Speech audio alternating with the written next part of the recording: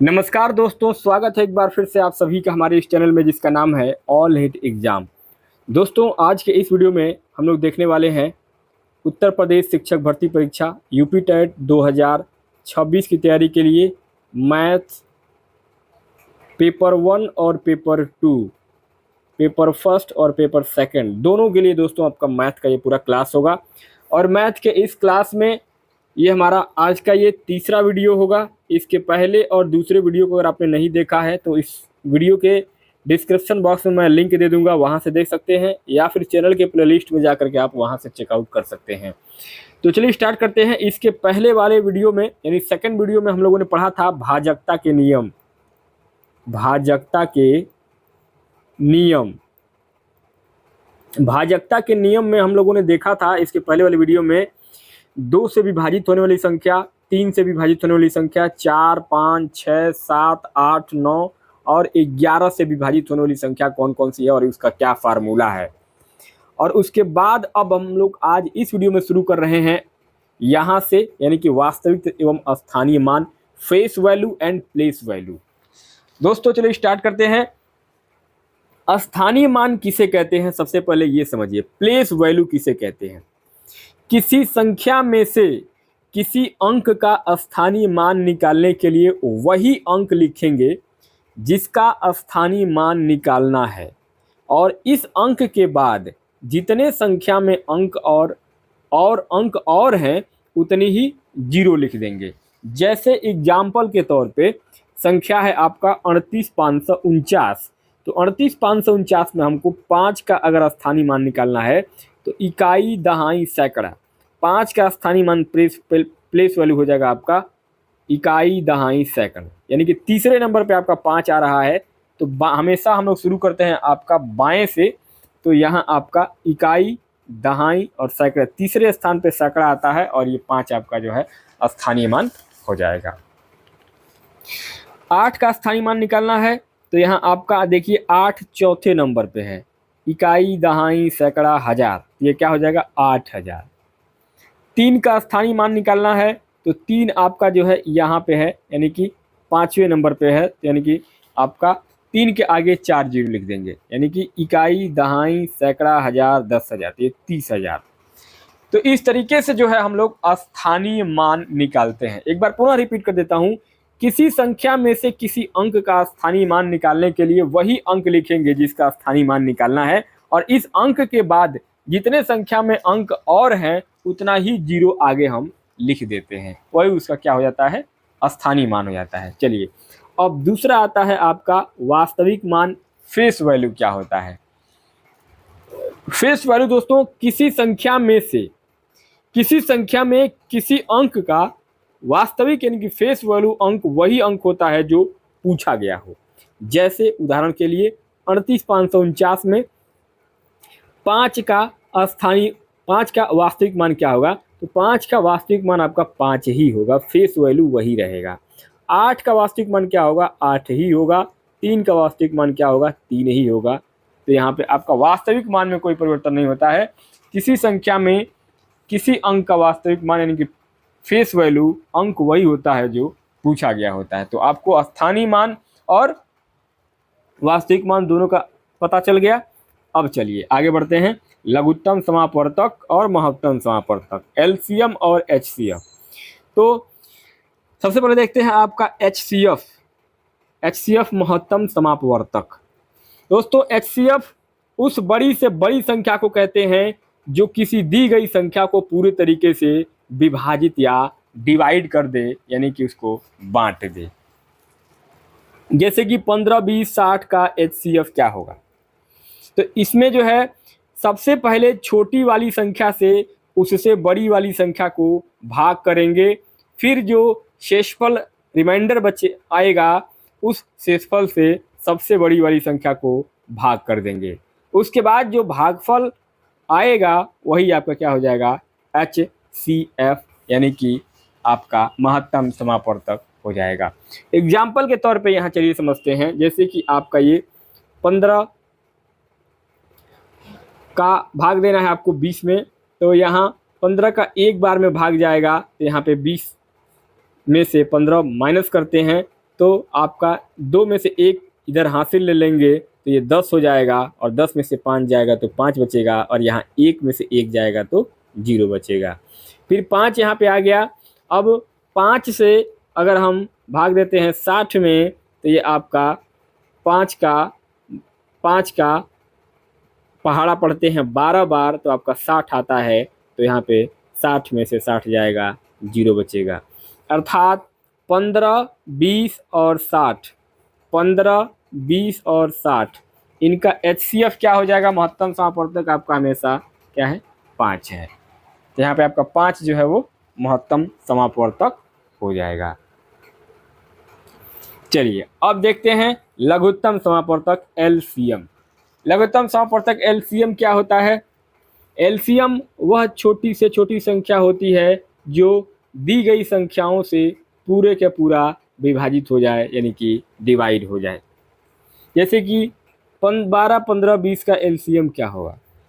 तो यहाँ पहली विधि है कि इसमें सबसे बड़ी संख्या को दूसरी दी गई संख्याओं से विभाजित करेंगे। उसके बाद अगर दी गई संख्याओं से सबसे बड़ी संख्या विभाजित हो गई तो वही संख्या क्या हो जाएगी, LCM कहलाएगी। अगर उनसे विभाजित नहीं हुई तो बड़ी वाली संख्या का पहाड़ा यानी कि टेबल पढ़ेंगे, फिर उन दूसरी संख्याओं से विभाजित करेंगे। अगर हो गई तो वही इन संख्याओं का LCM होगा। अगर नहीं हुई तो फिर पहाड़ा पढ़ेंगे जब तक कि वो विभाजित न हो जाए। अब समझ में आ गया होगा आपको पूरी विधि। अब चलिए एक उदाहरण देखते हैं। अब जैसे 12, 15 और 20 का LCM लघुत्तम समापवर्तक आपको निकालना है तो क्या करेंगे?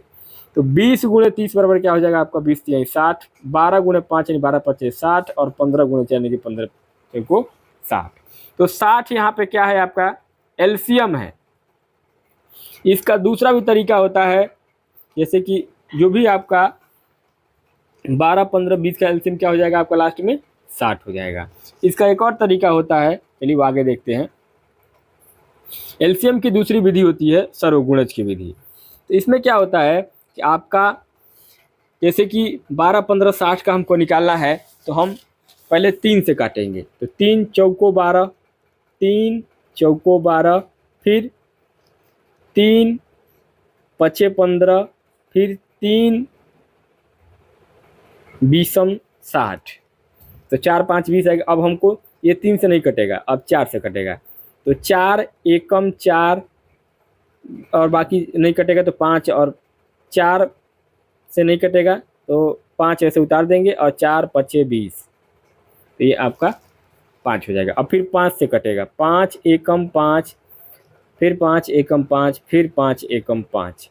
तो 1 1 1 जब आ गया तो मतलब ये सब नंबर कट गए। तो अब LCM का कैलकुलेशन करते हैं तो क्या होगा, 3 × 4 × 5 यानी 3 चौको 12, 12 पचे 60। ये आपको क्या हो जाएगा, LCM हो जाएगा लघुत्तम समापवर्तक। तो LCM निकालने का 2 तरीका हो गया, एक ये तरीका है और एक तरीका ये है, ये वाला तरीका है। ठीक है, दोनों में आपका जो देखिए वही आएगा, 60 ही आपका क्या आ रहा है, लघुत्तम समापवर्तक आ रहा है। अच्छा, अब देखते हैं सबसे छोटा सर्वगुणज, स्मॉलेस्ट कॉमन फैक्टर। सबसे छोटा सर्वगुणज पता करने के लिए संख्याओं का हम LCM लघुत्तम समापवर्तक निकालते हैं। और सबसे बड़ा सार्वगुणनखंड, बिगेस्ट कॉमन फैक्टर, तो इसमें सबसे बड़ा सार्वगुणनखंड पता करने के लिए संख्याओं का हम HCF यानी कि महत्तम समापवर्तक निकालते हैं। ठीक है, स्पष्ट हो गया आपको? चलिए आगे बढ़ते हैं। अब देखते हैं गुणनखंडों की संख्या, नंबर ऑफ फैक्टर। गुणनखंडों की संख्या, नंबर ऑफ फैक्टर पता करने के लिए सबसे पहले संख्याओं का हम LCM लघुत्तम समापवर्तक निकालते हैं। इसका पहला स्टेप है क्या है, पहले स्टेप में जैसे कि हम 105 धनात्मक गुणनखंडों की संख्या पता करने के लिए हम क्या करेंगे, तो यहाँ 105 का हम LCM निकालेंगे। तो 5 3 15, 15 7 105, ये हो गया आपका 105 का LCM। अब फिर जो संख्या जितनी बार आई है उसकी पावर उतनी ही बार लिखेंगे। जैसे 5 पे पावर 1 है, 3 पे पावर 1 है और 7 क्योंकि एक एक बार ही आया है, 1 1 1। ठीक है, और तीसरे स्टेप में हम गुणनखंडों की संख्या निकालनी है तो ऐसे प्रश्न में हम क्या करते हैं, पावर में 1 जोड़ देंगे, जोड़ेंगे और गुणा करेंगे। जैसे कि ये 1 है तो 1 धन 1 गुणे, फिर यहाँ भी 1 है तो 1 धन 1, फिर यहाँ पावर में यहाँ भी 1 है तो 1 धन 1, तो 2 गुणे 2 गुणे 2 गुणे 2, यानी कि 2 दूनी 4 दूनी 8, ये आपका क्या हो जाएगा, गुणनखंडों की संख्या हो जाएगा। समझ में आया? चलिए आगे बढ़ते हैं। अब आता है दोस्तों धनात्मक गुणनखंडों का योगफल, सम ऑफ द पॉजिटिव फैक्टर। धनात्मक गुणनखंडों का योगफल, सम ऑफ द पॉजिटिव फैक्टर पता करने के लिए सबसे पहले संख्याओं का हम एलसीएम निकालते हैं। जैसे कि 210 धनात्मक गुणनखंडों का योगफल पता करने के लिए 210 का हम क्या करेंगे, एलसीएम निकालेंगे। इस 210 का एलसीएम निकालेंगे तो 2 पचे 10, 10 तिहाई 30 और 3 सते 21, 210 आपका क्या हो जाएगा, ये एलसीएम हो जाएगा। फिर जो संख्या जितनी बार आई है उसकी पावर उतनी ही बार ही लिखेंगे। जैसे कि 2 पे 2 जो है वो 1 ही बार आया है, फिर 2 पर पावर 1, 5 पे पावर 1, 3 पे पावर 1 और 7 पे पावर 1। फिर इस इक्वेशन को सॉल्व कर देंगे तो यहाँ पे आपका क्या हो जाएगा,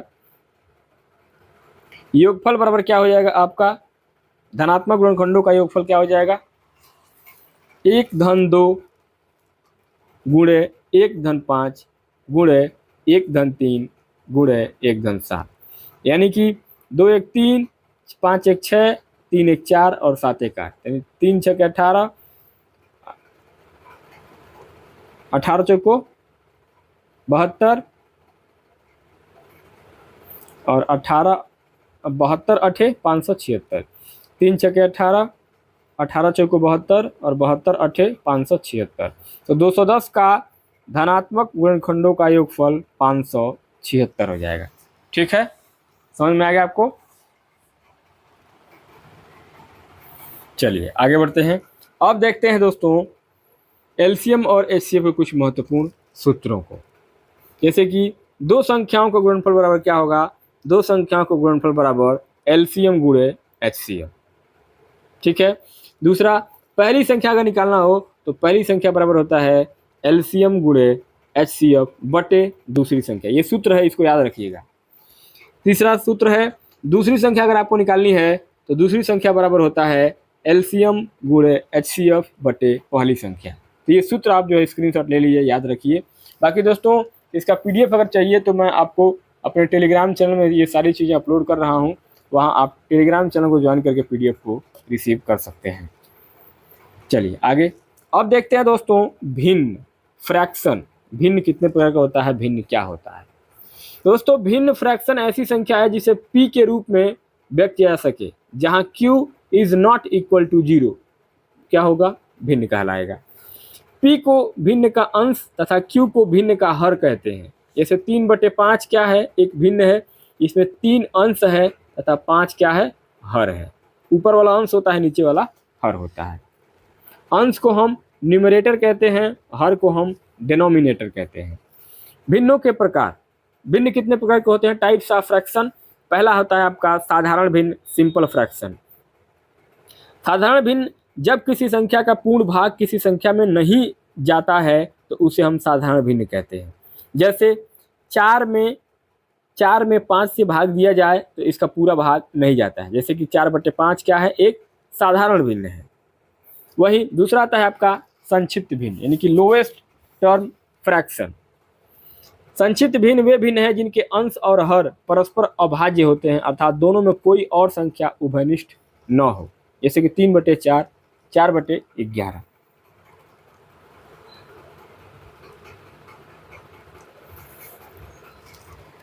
आगे तीसरा है उचित व अनुचित भिन्न, प्रॉपर एंड इम्प्रॉपर फ्रैक्शन। उचित भिन्न वे भिन्न होते हैं जिनमें हर अंश से अधिक हो, उचित भिन्न कहलाती है। जिसमें कि हर अंश से अधिक हो तो वे उचित भिन्न कहलाती है, प्रॉपर भिन्न। जैसे कि 2/5, 3/7। अनुचित भिन्न कौन होता है, जैसे कि वे भिन्न जिनमें अंश हर से अधिक हो, अनुचित भिन्न कहलाते हैं। जैसे कि 7/4, 9/4। ठीक है, उचित भिन्न और अनुचित भिन्न आपको समझ में आ गया। चलिए अब बढ़ते हैं आगे। मिश्र भिन्न चौथा होता है। मिश्र भिन्न क्या होता है? Mix fraction. मिश्र भिन्न वे भिन्न हैं जो एक पूर्णांक तथा एक भिन्न से मिलकर बनती हैं, मिश्र भिन्न कहलाती है। जैसे कि 3 सही 2/3, 7 सही 6/41, यानी कि इस तरीके से मिश्र भिन्न में लिखते हैं।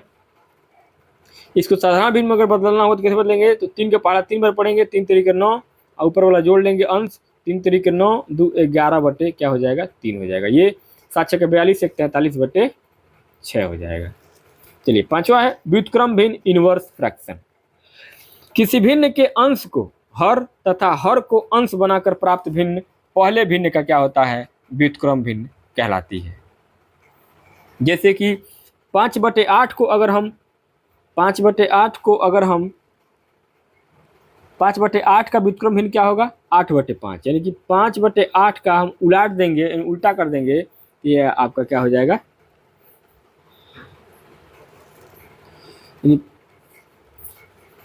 5/8 का हो जाएगा आपका भिन्न उल्टा 8/5, और 8/5 का उल्टा हो जाएगा 5/8। यही जैसे कि 5/8 का व्युत्क्रम क्या हो जाएगा? भिन्न 8/5 हो जाएगा, यानी अंश नीचे हर हो जाएगा और हर ऊपर क्या हो जाएगा? अंश हो जाएगा।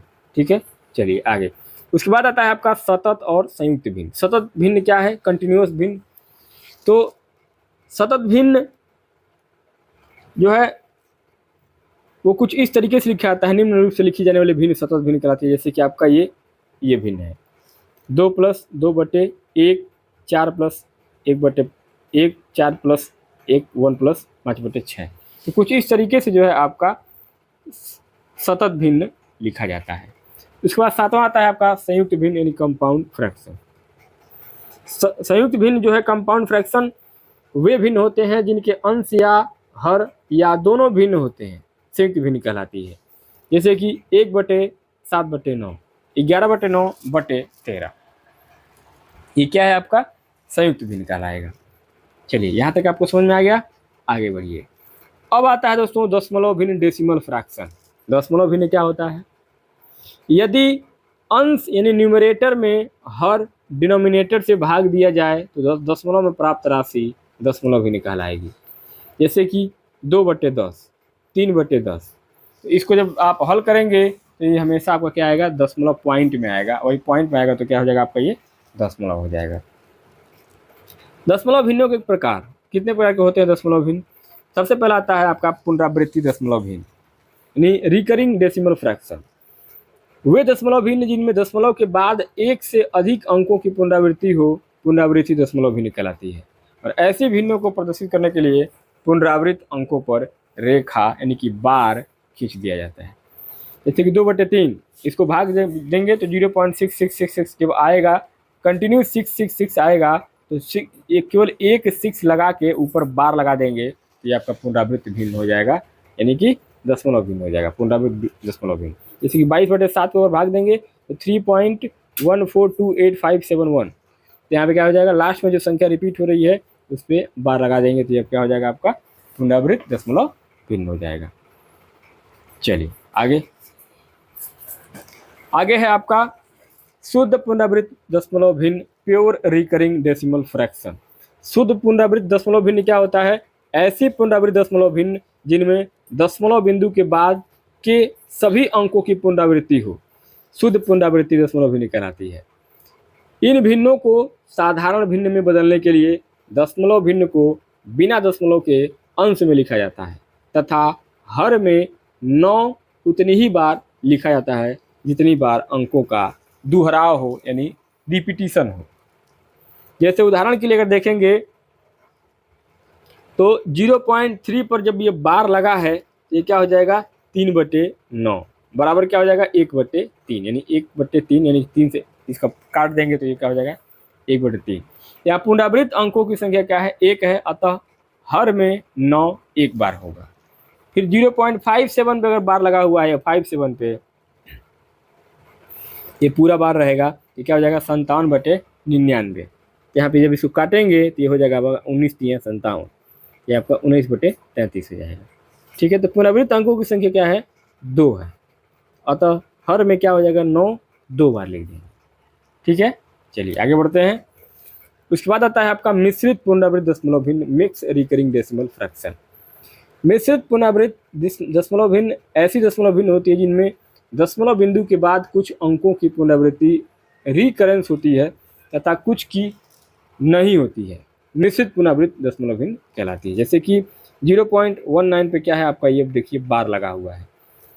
फिर 3.223 पे क्या है आपका, बार लगा हुआ है। तो ये क्या हो जाएगा, मिश्रित पुनरावृत्त दशमलव भिन्न। उसके बाद आता है अगला साधारण भिन्न में बदलने का कुछ नियम। साधारण भिन्न बदलने का नियम अगर देखेंगे तो दशमलव बिंदु के बाद के सभी अंकों की संख्या में से अपुनरावृत्ति यानी कि अनरिपीटेड भाग को घटाकर अंश के रूप में रख लेते हैं तथा हर में जितने पुनरावृत्त अंक हैं उतने ही बार 9 लेकर उसके बाद उतने ही उनके आगे शून्य लगाते हैं जितने अपुनरावृत्त अंक आए हैं। जैसे कि आप देख पा रहे हैं 0.27 पे क्या हुआ है आपका, यहाँ पे बार लगा हुआ है ये। तो इसको हम लिख सकते हैं 27-2/90 बराबर, जब भाग देंगे 27 से 2 घटेगा तो ये क्या हो जाएगा 25/90। तो कुल अंक 27 माइनस अपुनरावृत्ति अंक कितनी है, 2 है। तो यहाँ पे इसको माइनस कर देंगे, ये 25/90 हो जाएगा। अब यहाँ पे 0 जो है ये क्या है आपका, 0 जो है वो क्या हो जाएगा, 0 हो जाएगा आपका। यहाँ पे जितने अपुनरावृत्त अंक हैं वो क्या है, 1 हैं, यानी कि उतने ही क्या हो जाएंगे, शून्य हो जाएंगे। जैसे कि 0.2956 पे क्या है आपका, बार लगा हुआ है। तो ये 2956 माइनस क्या हो जाएगा, 29 हो जाएगा। ये कितना हो जाएगा आपका 2927/9900। ठीक है। तो साधारण भिन्न बदलने का कुछ नियम इस तरीके से होता है। चलिए अब देखते हैं आगे भिन्नों पर संक्रियाएं, ऑपरेशंस ऑन फ्रैक्शन। पहला है भिन्नों का योग, एडिशन ऑन फ्रैक्शन। भिन्नों का योग कैसे करते हैं, जब हर समान हो तो भिन्नों के अंशों का योग ज्ञात करके हर से भाग देते हैं। जैसे कि 1/3 धन 2/3 बराबर क्या हो जाएगा, 1 और 2 दोनों जोड़ देंगे और हर दोनों बराबर है तो 3/3 आपका आंसर हो जाएगा। और 3/3 को जब काटेंगे तो ये 1 हो जाएगा। ये क्या हो जाएगा, 1 धन 2 बराबर क्या हो जाएगा आपका, ये 3 हो जाएगा। फिर इसके बाद से जब हर समान ना हो तो एलसीएम निकालते हैं। जैसे 1/3 प्लस 3/4, तो अब 4 + 9 का क्या हो जाएगा हमारा, 4 + 9 यानी कि आपको क्या हो जाएगा 4/9/12, यानी कि 9 4 13, 13/12। तो क्या हो जाएगा, पहले हम एलसीएम निकालेंगे और एलसीएम से क्या आ रहा है, 1/3 और 3/4 का 12 आ रहा है। तो ऊपर क्या हो जाएगा आपका, दोनों को जोड़ लेंगे, 9 और 4 13, 13/12, ये क्या हो जाएगा आपका एलसीएम निकलेगा। उसके बाद दूसरा आता है आपका भिन्नों का अंतर। भिन्नों का अंतर कैसे निकालेंगे, डिफरेंस ऑफ फ्रैक्शन।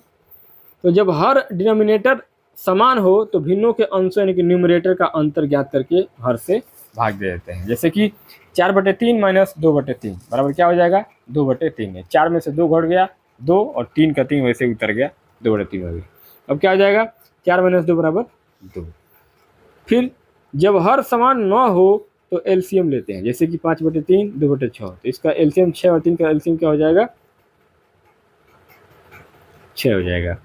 तो आपका क्या हो जाएगा, ये 10 - 2/6 हो जाएगा बराबर क्या हो जाएगा 8/6, यानी कि काटेंगे तो ये हो जाएगा 4/3।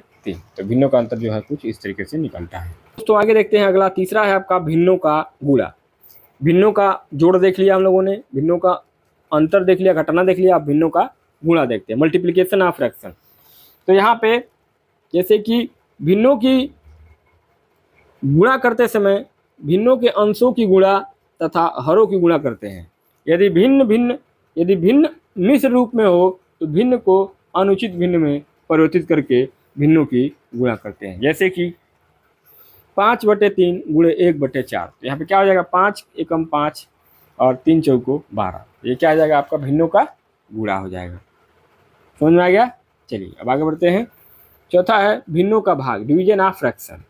जब एक भिन्न को दूसरी भिन्न से भाग करते हैं तब इसके लिए पहली भिन्न की गुणा दूसरी भिन्न के व्युत्क्रम यानी कि इनवर्स से करते हैं। इस प्रकार प्राप्त परिणाम की अभिष्ट भिन्न होती है। जैसे कि 4/3 भागा 5/4, ये क्या हो जाएगा, इसको हम व्युत्क्रम इसमें उल्टा कर देंगे। तो आपका 4/3 गुणे 4/5 हो जाएगा। 4 चौको 16 और 3 5 15, ये 16/15 क्या हो जाएगा, आपका आंसर हो जाएगा। दोस्तों इस प्रकार से हम लोग जो है भिन्नों का भाग और भिन्नों का गुणा निकालते हैं, भिन्नों का जोड़, भिन्नों का घटाना और भिन्नों का गुणा और भिन्नों का भाग।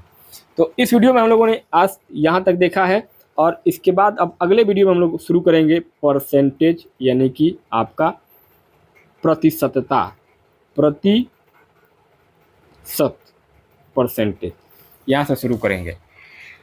तो आपने आज इस वीडियो में सीखा है भिन्नों का संक्रिया, भिन्नों का योग, भिन्नों का अंतर, भिन्नों का गुणा, भिन्नों का भाग। इसके अलावा दशमलव भिन्न कितने प्रकार के होते हैं, भिन्न कितने प्रकार के होते हैं, भिन्न क्या है, उसके अलावा गुणनखंड, लघुत्तम समापवर्तक, महत्तम समापवर्तक, वास्तविक मान और स्थानीय मान, ये सब चीज़ें हम लोगों ने इस वीडियो में कवर किया है। वीडियो कैसा लगा है मुझे कमेंट बॉक्स में जरूर बताइए। बाकी मिलते हैं नेक्स्ट वीडियो में नए सब्जेक्ट, नए टॉपिक के साथ। तब तक के लिए बहुत बहुत धन्यवाद।